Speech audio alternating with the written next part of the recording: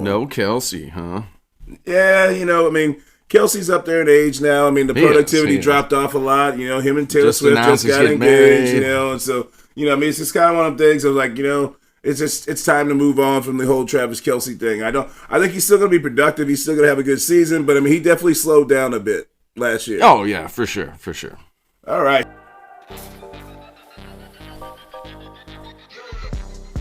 Friends, countrymen, fellow degenerates, welcome back to this episode of Bets and Buds. We're the Buds helping you cash your bets. I'm Jason Smoking Token. I'm Bobby Light. Welcome back, everybody. Football season is upon us. Yes, it is. College football is starting up tomorrow night. We had week 0 last week. Iowa State edged out Kansas State in the barn burner over in Ireland. We got tomorrow night. We got Nebraska versus Cincinnati. Yep. And we also have Boise State playing University of Southern Florida. Yep. So we got the football is back, baby. Football is back, and we got a full slate going on this weekend. We do. We're loaded up with we got the number 1 versus number 3 team in the country. Lee Corso's swan song here for his last time on the set of game day. So the Texas versus Ohio State in Ohio State, Columbus, Ohio.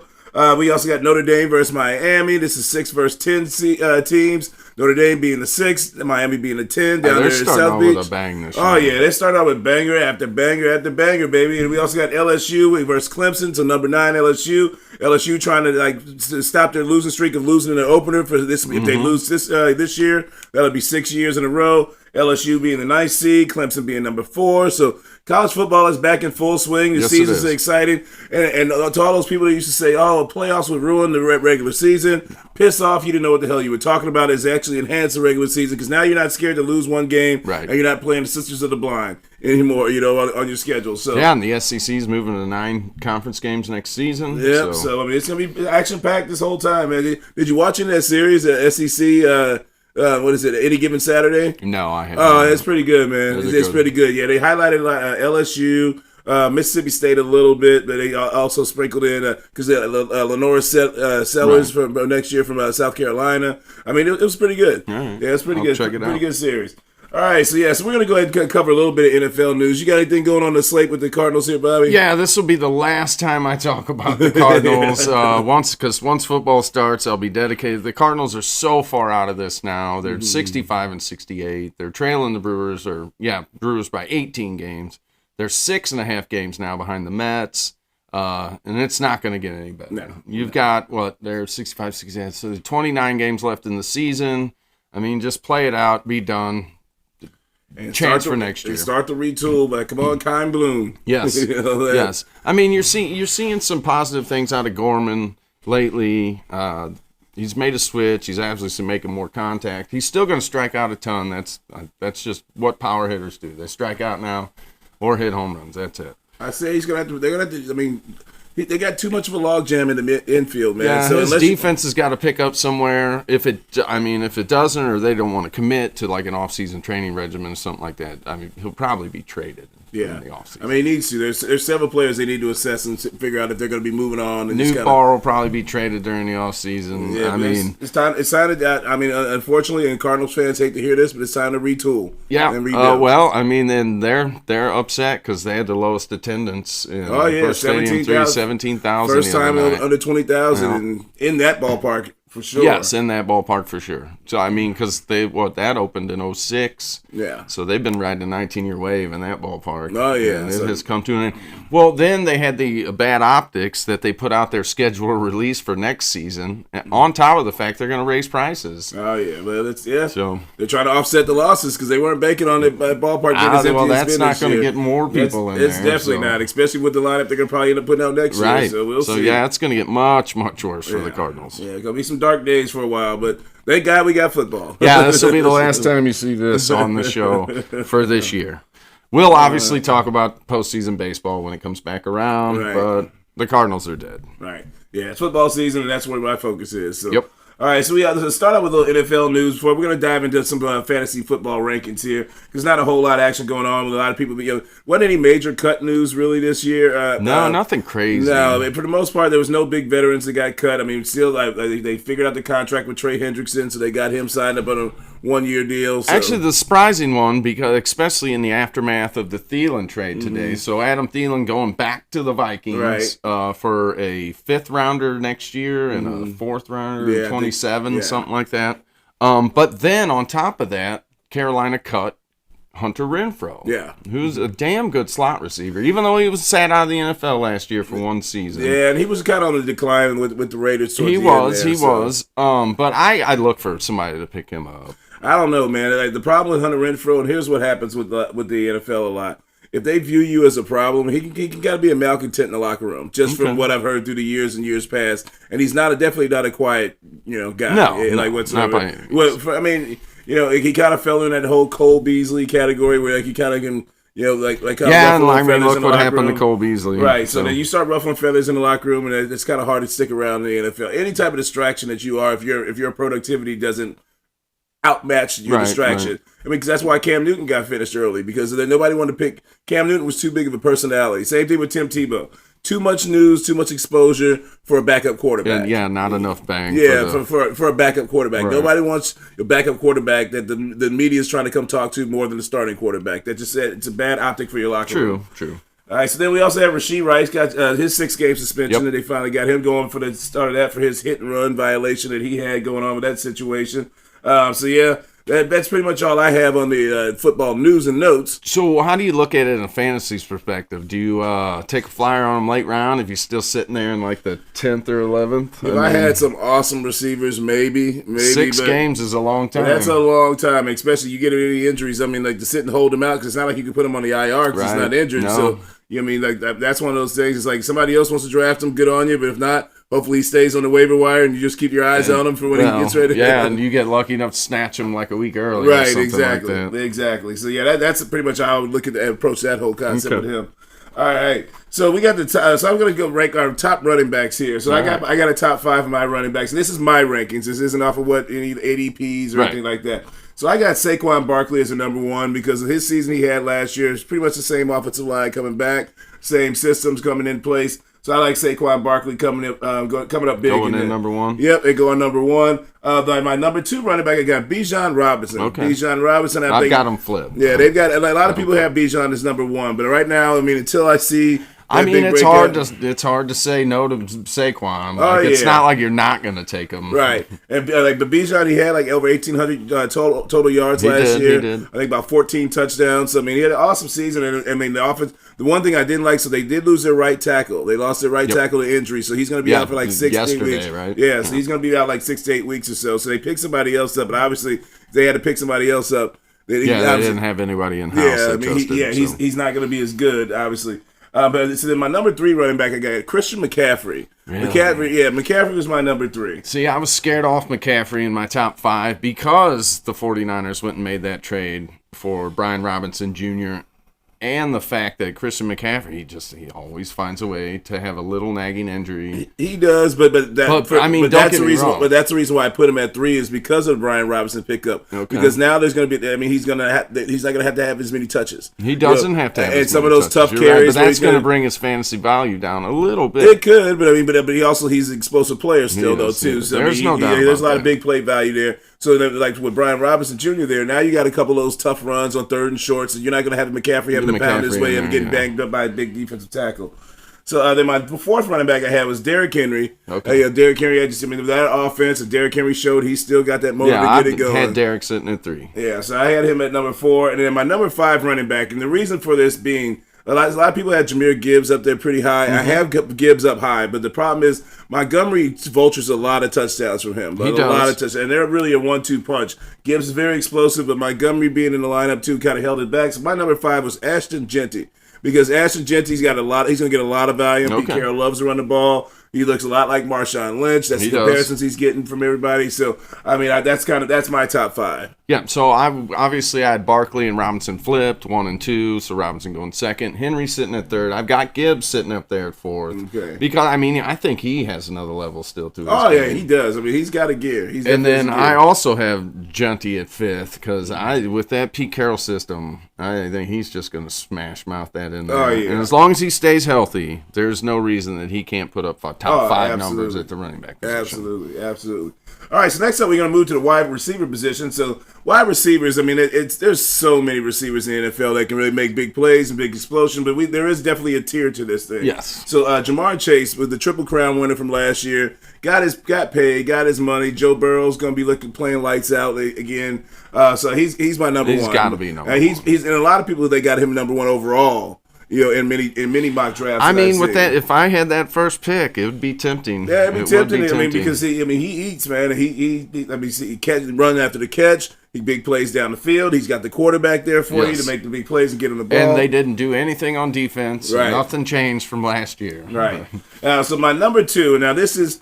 Barring he's had a hamstring and been out most of the preseason, but Justin Jefferson, he's still. Yeah. I mean, because he's still number 2. He's shown no matter who's at quarterback, he's going to get the job done. I mean, that's just kind of his MO for what he's shown, and so I got him at a solid number 2. And then CeeDee Lamb is my number 3. Yes. CeeDee Lamb. I mean, I think Jim and George Pickens get together. I've heard a lot of positive things coming out of camp there. That's why I hope they figure this thing out with Micah Parsons. I mean, Cowboys, I don't see him win a Super Bowl or anything, but. I mean, the offense looks like it's going to be very, very dangerous. I mean, we'll see what happens with the running game with them this year, but it looks very dangerous with CeeDee Lamb and George Pickens. Yeah, because right now they're coming out of Dallas. You got Javonte Williams as your number 1. Right. So, but I mean, there's been a lot of positivity about that Jaden Blue, the running back out of North Carolina.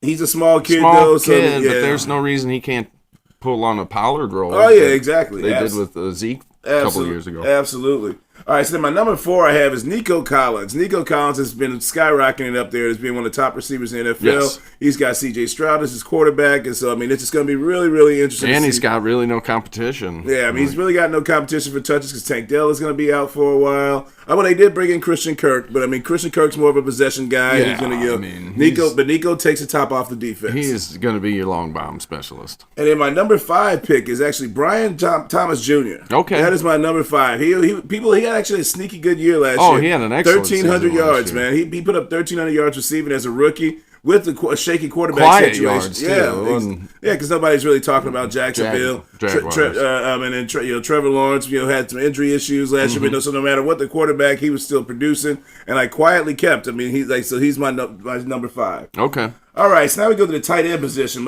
So number 1, this is without any question, shape or form.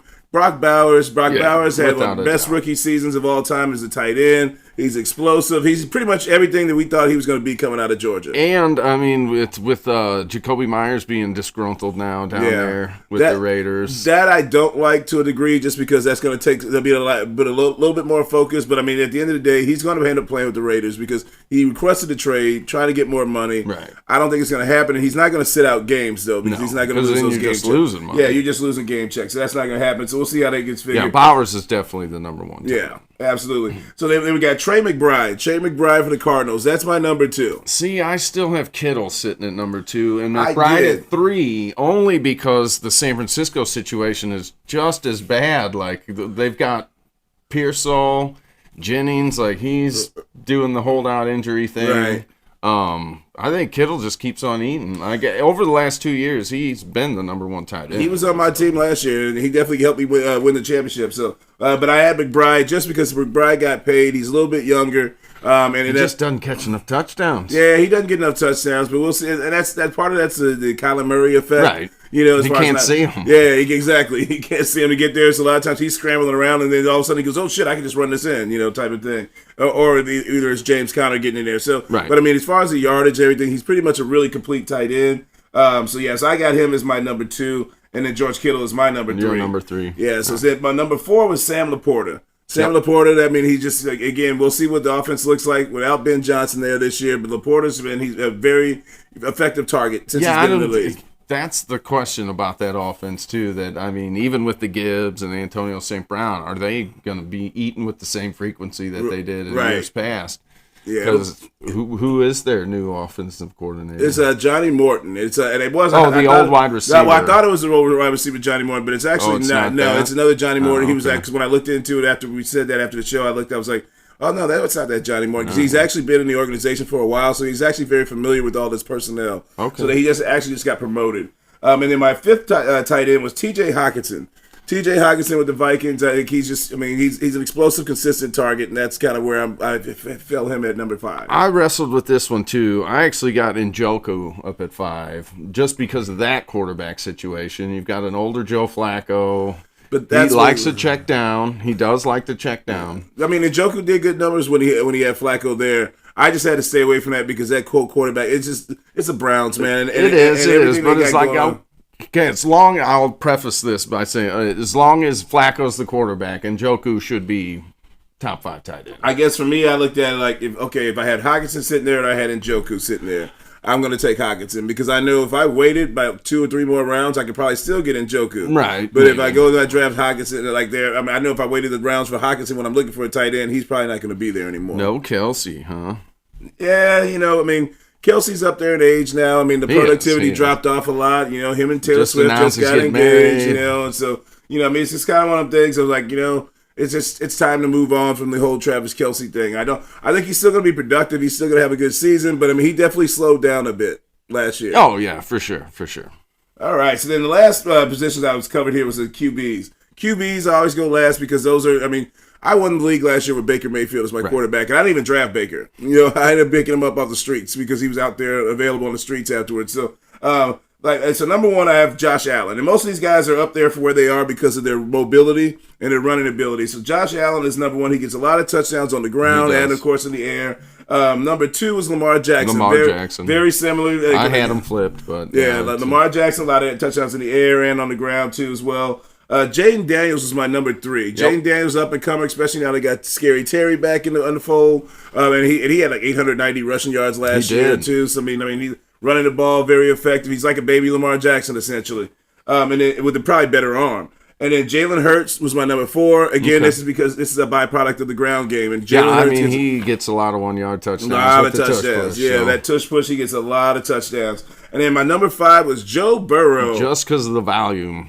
Just because of the volume alone. Could probably, Baker, he had a hell of a season. Oh, Baker's probably right outside. He's probably my number 6. Bo Nix, if he gets a little more rushing opportunities this year, because he can move. Nix can get out. Once he gets out of that pocket, he can move. Bo Nix is going to be solid, man. The Broncos are a lot of the darling favorites for as far as sleeper for bets. I'm really looking forward to watching the Broncos this year. They're going to have their defense was lights out. They're going to be tough. So that's my fantasy mashup there as far as my top 5 by all your major positions. I don't really focus on the defense or kickers. But we'll be having all your betting information coming up here real soon, guys. As far as that's all I bet on is NFL football. I don't really touch any of the other sports. I don't touch college. I know, Bobby. I've been banging it on golf this year, baby. I'm up $650 on golf. Mostly golf. I've hit a couple other ones. I've hit a few WNBA bets. So, but speaking of golf, so we have the Ryder Cup's going to be coming up at the end of September too, by the way. And so Keegan Bradley, he's the captain of the team. I guess he named. So this is a lineup here that I saw. It was Justin Thomas, Colin Morikawa, Ben Griffin, Cameron Young, Patrick Coffey, and then Sam Burns. Those are your captains, I guess, on the Ryder Cup there. And then we had your automatic qualifiers for the top place in the top 6 were Scotty Scheffler, J.J. Spahn, Xander Schauffele, Russell Henley, and then we had Harris English, and then Bryson DeChambeau. So, and I guess the last pick, I heard this one earlier, is Cantley, the one everybody was bitching about for taking so long on the waggle this past weekend. Really? Yeah, I guess he stands up over the ball and waggles for a very long time. I heard some jokes the next day. Cantley's actually still finishing up his round. So, he was the last pick. All right. So we're back. Football is back, baby. Football is here. This. We'll be watching games tomorrow night. Yes, sir. You got anything for us, Director Dave? No. All right. Well, let's. Marquez win again? They're off this weekend. No, but did he win the last time? Last weekend, Marquez won again. Surprise. That's our MotoGP news for the week. Yep. All right. Well, shout out to True on the Track for blessing us with these beats. Make sure you hit that like and subscribe button and add to the comment section. Shout out to Director Dave for keeping us on the 1s and 2s. I'm Jason Smoking Token. I'm Bobby Light. See you next week. Peace.